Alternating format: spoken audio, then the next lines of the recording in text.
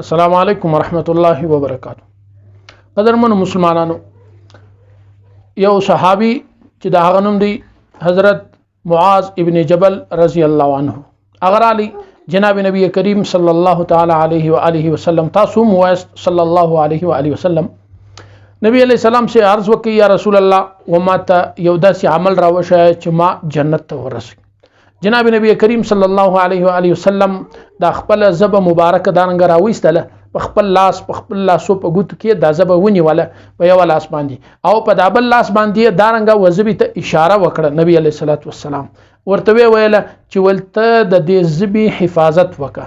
حضرت معاذ ابن جبل رضی الله عنه عرض وکي یا رسول الله پر زبه باندې به هم زموږ گرفت کیږي، پر زبه باندې به هم موږ نیول کیږو، یعنی د زبی پر استعمال باندې به هم موږ خدای پاک راګرځي. نو جناب نبی کریم صلی الله علیه و آله وسلم سورته ویله هغه تاسو واوري، هغه نصیحت باندې تاسو عمل وکي، الله دې و موږ ته د عمل توفیق راکړي. نبی علیه الصلوۃ والسلام ورته ویله ول د قیامت په ورځ به دغه زبی د وجه څخه ډیر زیات خلک جهنم ته پړ مخي ور وغورځول شي. دغه د زبی تاوان دی.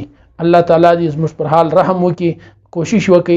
د نبی علیہ الصلوۃ والسلام فرمایي من صمت نجا، وای څوک چې خاموش سو په پوسه هغه نجات او خلاصون و مندلی، هغه نجات ورته ملاو سو.